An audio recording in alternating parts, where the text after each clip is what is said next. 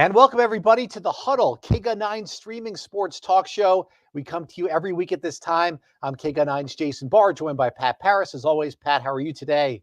Doing pretty well. A little warm out there, Jason, but we're going to make it through. It is.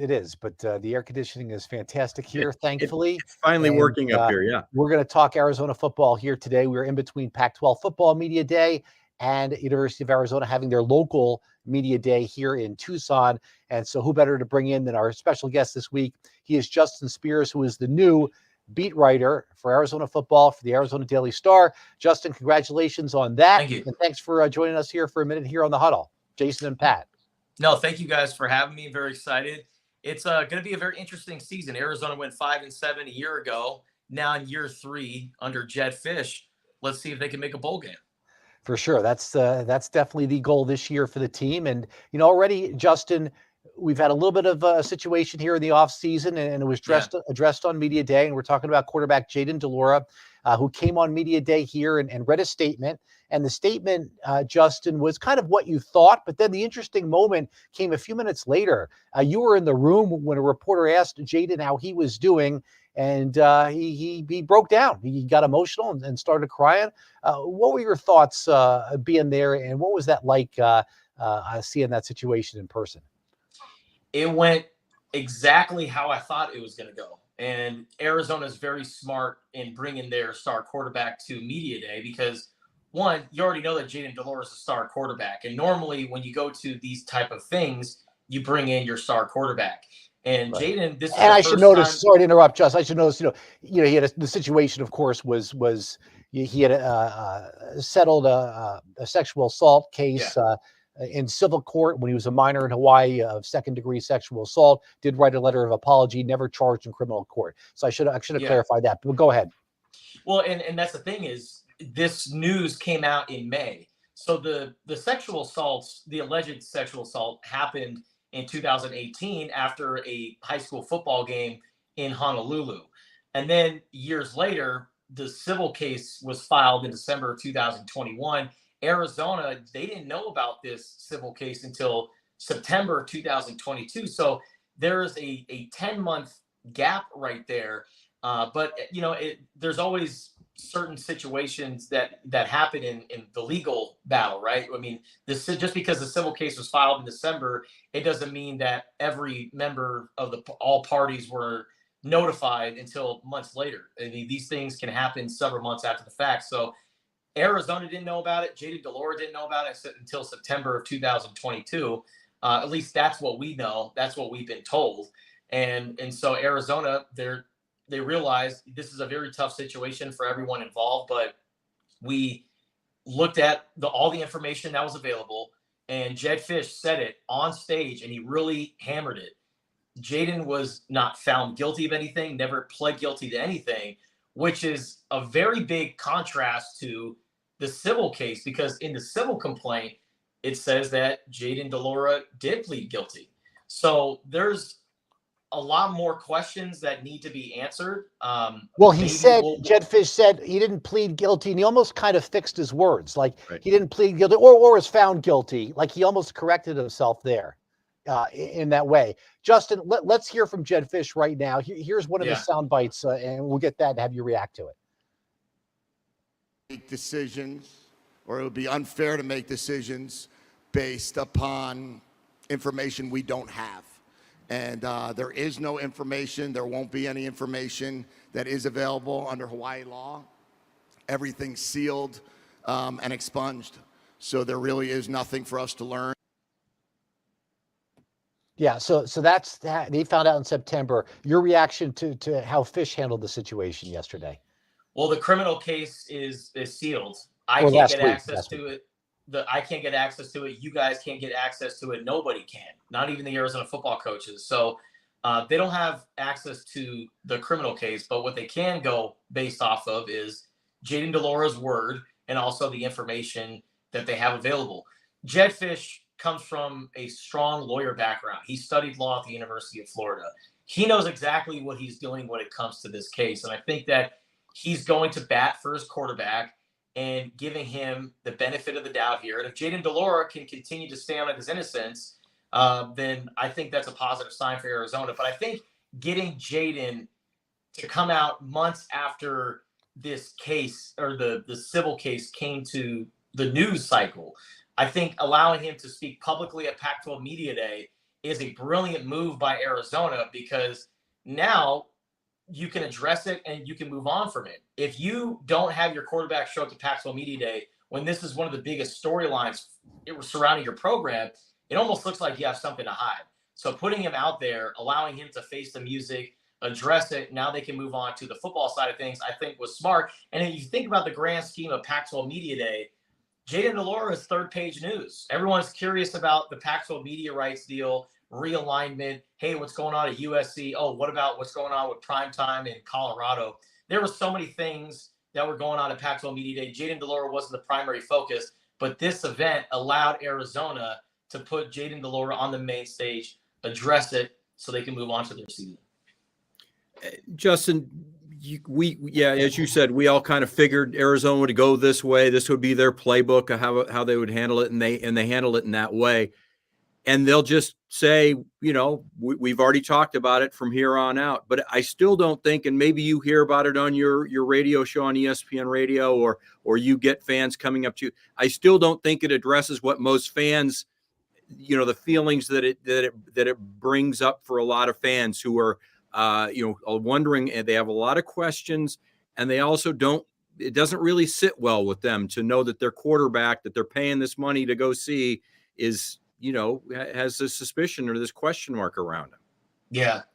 And it also, it doesn't help that he's a quarterback either. He is the face of the program, the franchise player. You're building your entire program. You're building up all around this guy. If he was the backup wide receiver, if he was like the third string wide receiver, I'm curious to know how this would all play out. Would he still be a member of the team?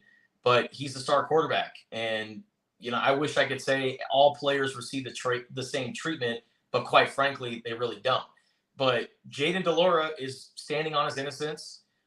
He's telling his coaches that I've done nothing wrong. I've never been found. I've never broken the law. I've never done any of this. And Arizona, they're going to stick by their side. But Arizona also has to recognize that this isn't something that can just go away. Jaden DeLora is going to be reminded about it every time the Wildcats go on the road and they face against opposing crowds. I'm sure there might be protests at some Arizona football games. There might not. I'm wondering what the reaction is going to be like. I have heard or have seen some people on Twitter say that, they're not going to Arizona football games as long as this guy is their quarterback. And this is just stuff that I've seen. Now, are they going to stick to their word? Maybe, I don't know, but it's definitely rubbed some people the wrong way. And I understand. All right, Justin, we'll leave it there with Jaden DeLora and address the team right here. One of the things from Media Days, we talked with Justin Spears, who's got a morning show on ESPN Radio and the Arizona Daily Star, football beat reporter. One of the things that Jedd Fisch said is he gave a statement. This is my best team of his 3 years, and it should be. To back-to-back top 40 recruiting classes. Give me a position group that an Arizona fan should be most excited about. I mean, one that comes to mind, certainly, you could say wide receiver with McMillan and Cowan and Jacob Cowan coming back, or you go offensive line with a healthy Jordan Morgan and Big Jonah. Give me a position group that you think stands out for this team that really should be the strength of the team this year. Well, Jason, me being a former offensive lineman myself at Cienega High School, I would love to be a snob and just rave about the offensive linemen, and because I think about it like this: the two guys on the edges, they're moving Big Jonah Savianea from right guard to right tackle. Big Jonah started all 12 games last year, didn't miss a single snap, and was very productive. According to Pro Football Focus, he only gave up 2 sacks all season long. To do that as a true freshman and play every single game and put up those kind of numbers, I think it really speaks to the caliber of this guy. And Jedd Fisch said at Pac-12 Media Day that Big Jonah, in his first few weeks working out with Arizona during spring ball when he was an early enrollee. Rather than finishing off high school, he decided to graduate early and join Arizona. When Arizona was in spring at that time, they had Chris Forrester. He is a longtime NFL assistant, has been coaching offensive line for many years in the NFL, 30 years coaching in the National Football League. And this guy said, that kid right there is a future NFL player. Who the hell is that? And Jed Fish said, yeah, that kid's in high school or should be in high school right now. So Jonah's definitely turning some heads. I think moving him to right tackle is such an awesome move for Arizona. And I think having your two best offensive linemen as your bookends is going to add some protection for Jaden Delora. And now you can, move around some guys inside. I think Josh Baker's still going to be at center. And then Raymond Polito, the former Alabama commit, I think can really kind of maybe follow the same path as Big Jonah and start at one of those guard spots. But offensive line gets me excited. But, man, I'm really excited to see those wide receivers take flight this year. Jacob Cowling led the conference in catches last season with 85. He was the only receiver in the Pac-12 to have over 80 catches. And then T-Mac, going from year one to year two, we've seen so many players make that big jump. But, man, the catches that he was making in spring, I swear, he's like Spider-Man, the way he's able to get these balls out of midair, man. He's a special talent, and he's only gotten bigger. And then with we've got some video, too, of our – okay, here we go. Go ahead, sure. Justin. And then Montana Lamonius Craig, the wide receiver transfer from Colorado, who really erupted in the spring game and started turning heads there, he's going to come in and replace Dorian Singer. And he's a legit 6'2", 6'3", and is a big-bodied wide receiver. So you have Jacob Cowling going back to the slot role. You have Montana Lamonius Craig as the Dorian Singer replacement. And now you have T-Mac getting another year healthy, or you're bigger and more experienced. I mean, T-Mac is going to be a force to be reckoned with this year. So I think the Wildcats, they had a great offense last year slinging the ball. I think this year, I didn't even mention with the tight ends with Tanner McLaughlin and Kean Burnett, Arizona's offense is going to be scary good next year. Yeah, they will. Sixth best last year, I think, in passing. It might be even better than that this year, Justin. Here's the big question. Okay, so the media picks them 8th, which is where they finished last year at 5-7. They're picked to finish 8th in the conference this year. So where do the wins come from, and how do they? Yeah, we all agree it's the best team that Jed Fish has had. But where do the wins come from? How do they get to that bowl game level? How do they get 7 wins, let's say? Well, I mean, you look at the non-conference schedule and NAU right off the bat, that should be a gimme game. At least you thought so in 2021, and then they ended up losing those guys. But you never know what's going to happen. But I feel very confident that this year's rendition of the Wildcats are not going to lose to NAU in that first game on September 2nd. But then, you go on the road at Mississippi State. Arizona, they're going to get fired up for that game because it's in SEC country. You're going to have all the cowbells ringing. It's going to be a hostile environment. You're going to be excited and juiced up to play in that. You're also going to be at a size disadvantage, though. A size disadvantage for sure, but they addressed that on the defensive line, getting a few 300-pounders. But, Arizona was right there in that game against Mississippi State last year. And Mississippi State, they were just able to pull away. Their experience and their size was just able to outlast Arizona. But, in a one-game situation where you're just juiced up, there are a lot of emotions for Mississippi State because I believe that is the first home game since Mike Leach has passed away. So there's going to be a lot of emotions that go into that game. But, man, the game against UTEP after that, I think Arizona's going to go 2-1. Best case scenario, you're going to go 3-0 non-conference play. And then you open up Pac-12 play on the road, but it's against the team that was voted to finish last in the Pac-12 and Stanford. So we could be looking at Arizona possibly going 4-0 to start the season, but I like them going 3-1.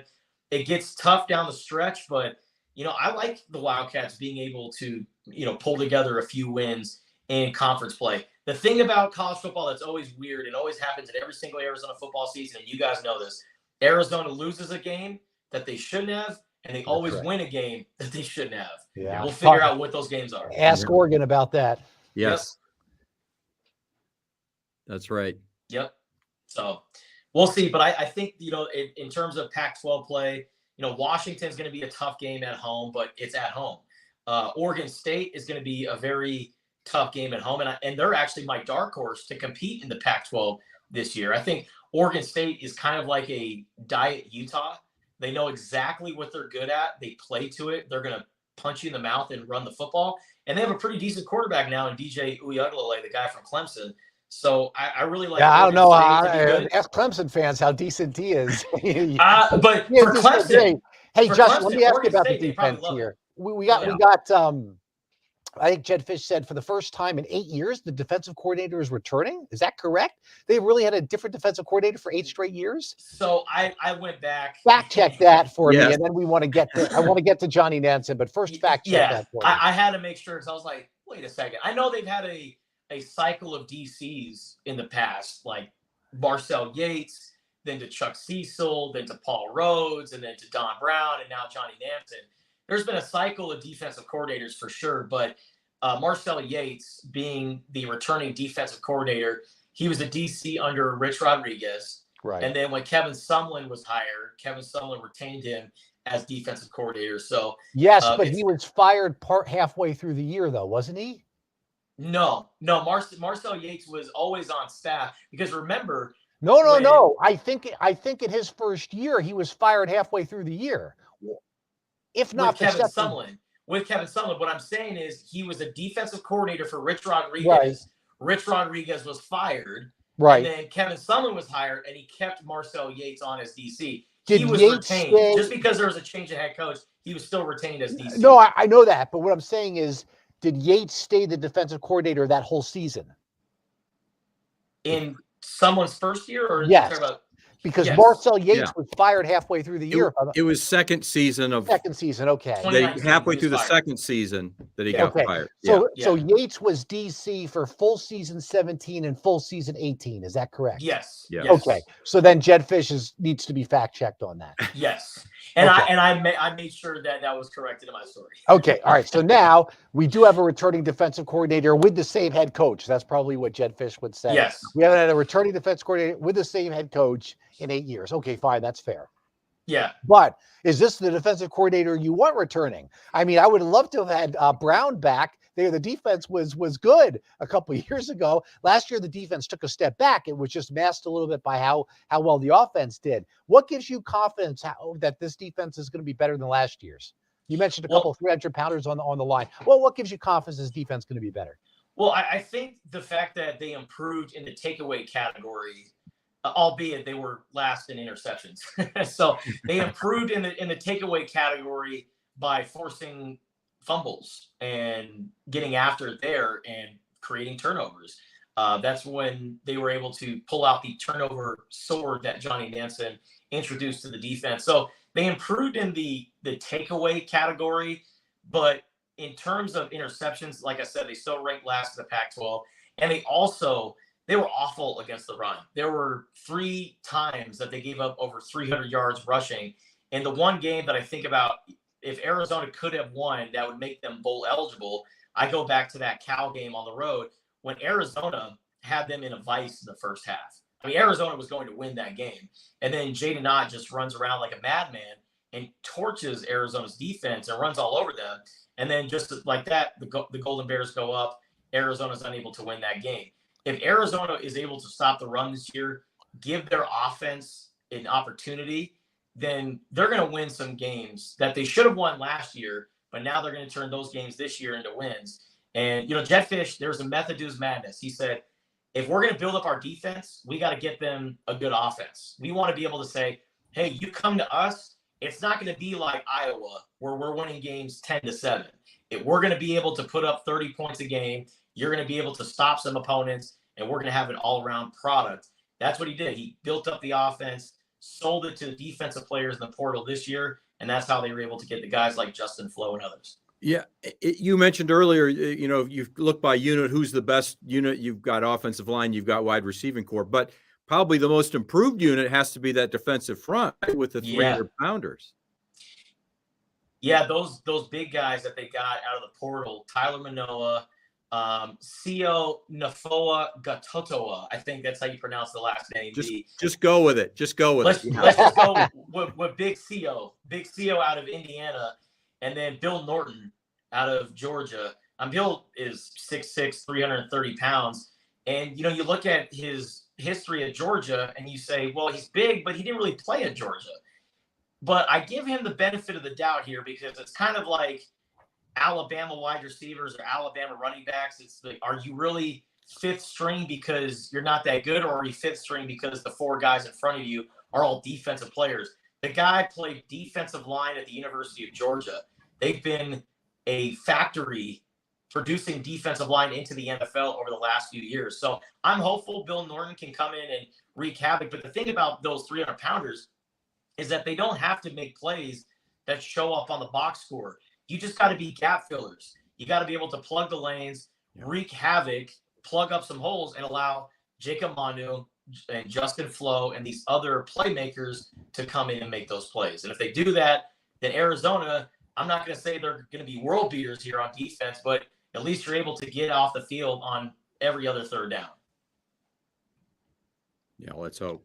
All right, Justin, one more thing for me would be, go ahead, Pat, did you have something? Well, I was going to ask him about the Sugar Skulls real quick, and because he covers the Sugar Skulls too. That's and right. He has been covering the Sugar Skulls, and what an odd season it was, and it fell short in the first round against Dixie Wooten. But at the same time, owner Kevin Guy, who's a head coach and general manager of the Rattlers, they lost unexpectedly to the Wranglers. It was an odd season in the Indoor Football League. Man, we can never have anything nice in Tucson.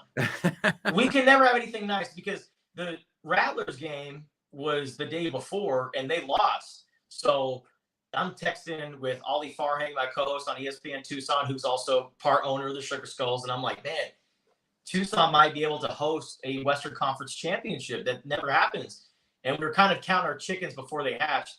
Sure enough, the Sugar Skulls lost. So we were unable to get the home playoff game in Tucson. But it was such a weird season all around. I mean, the Tucson Sugar Skulls were, for some reason, a better team on the road than they were at home.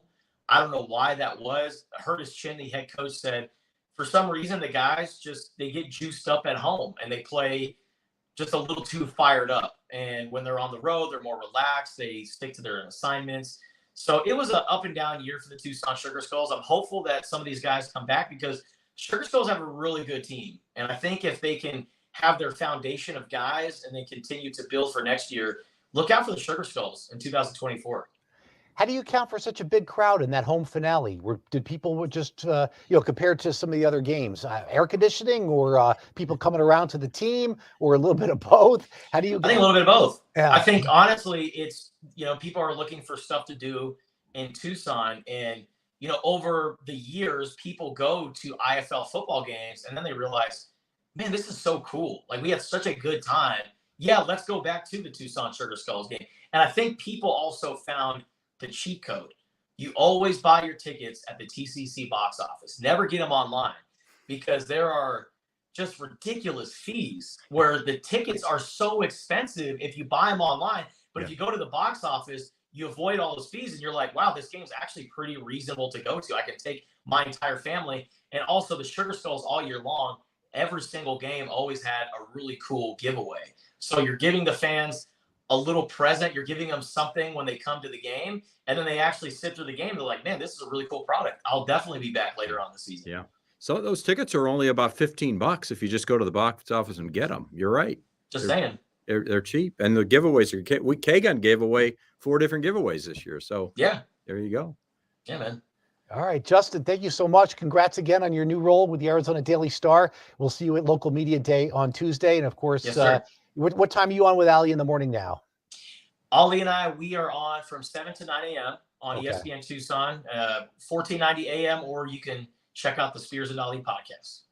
Perfect. Fantastic. We'll do. Thanks, Justin. Thanks, Justin. We'll see you down the road. Love you guys. Thank you. All right, see you. Yeah. There's Justin. He was kind of recapping a little bit there in the beginning about what was going on. So we wanted to get his thoughts there a little bit on the Delores situation. Pat, it's a tricky deal. It really is. Yeah. We've been through both sides. It turns out Matt Ariza of San Diego State didn't do it, if I'm not mistaken. I hope I'm saying this correctly, but some of the charges for him, I believe, were unfounded that came out. Obviously we know Duke lacrosse, but we don't know. There's a lot we don't know. but there's some we do know. What we do know is quite disturbing. I totally respect any Arizona fan who has a difficult time coming out to the game and rooting for him based on some of the things, that he allegedly did. But, it's not like the university can just kick him off the team, because then they're liable, because, Delore can go around and go out and sue for NIL and for potential NFL earnings. It's just a tricky deal. It is. And I respect anybody who has a strong opinion one way or the other. I see how you could, both sides. And I agree with Justin. I think when he goes on the road, it's going to be very difficult for him because of the opposing teams. You just think about what ASU does, in a normal situation against star players. Well, put that whole scenario into play, and it could get ugly. But I also think he's right. There could be protests here. I think some people are that adamant about it. We'll have to see if it plays out. I was surprised he said that. I don't think there's going to be protests here. Oh, I think there will be. I really do. What, I think like outside the stadium? I'm not saying every week. I think somebody will organize, perhaps even that first game, will organize some kind of a protest. We better be on the lookout for that then, for our station. For sure. It would not surprise me. I think that there's a lot of feelings that way. There are a lot of people who have season tickets that really, feel like, can I really support this team because they're supporting a quarterback? And again, to your point, Jason, there are people who are rushing to judgment on some things, and you have to be careful about that. We just don't know enough, and that's the problem. And it protects people, the victims especially, and because of that, sometimes the accused are protected a little bit as well, because you're trying to protect the victim. That's all I'll say about that. So here, Matt Ariza plans to San Diego State University says no findings against Matt Ariza. Now, just the point with that is that doesn't mean Jaden Delore didn't do anything, but everybody wanted to kick him, put him in jail and lock away the key. And when we know about the situation with Duke Lacrosse, and they didn't end up doing any of those things, that doesn't mean that Jaden Delore didn't do those things. And what he's accused of doing is outright disgusting. Yes. And, my first thought is it's going to be having a tough time rooting for him a little bit. But I don't want the whole team to be penalized. I don't want now a fan in Arizona Stadium to not be able to enjoy an Arizona football game. How they can make peace with it, or if they want to make peace with it, that's their choice, and whatever they want to do. But I don't think that we, on the news, I don't think we can only show defensive plays this year. No, and to your point, that's been my reaction. My reaction was aimed at Jaden Delore, whether he did it or he put himself in the position to be accused. It's frustrating. I have that towards him. I have feelings towards him, but I don't want to penalize the other 150 people surrounding that program, or the athletic University of Arizona athletics. You can't penalize all of them by not showing up to the games. But what I'm afraid might happen, Jason, is if things go wrong and Jaden Delore has a 3-interception game, things might turn on him quicker than if it were a situation where it was a quarterback who wasn't accused of those things. Well, if that's the case, they've got a couple other good quarterbacks this year. This is not a situation. He'll just have to have a thick skin, and he's going to, Jason's going to be asked about it a lot. He's still going to get asked about it a lot. Yeah. And I think he'll have to say, we already talked about, just like Sean Miller was asked about so many times, and he said, refer back to my statement. I think there's a potential when they go to other cities, they'll be asked about it, whether it's him or it's Jed Fish or whatever. I think over time it'll go away, but it's not just going to go away because they addressed it at Pac-12 Media Day. All right. Well, we're at the bottom of the hour, so we have to leave it there. We'll talk about it more next week, likely after they have the local media day, because we're on next Tuesday when Arizona Football Media Day takes place, probably in the morning. So we'll discuss it more then. For Pat Paris, I'm Jason Barr. With thanks to our guest Justin Spears. This has been the Huddle on KGUN 9's streaming platforms. We'll see you right back here next week at this time.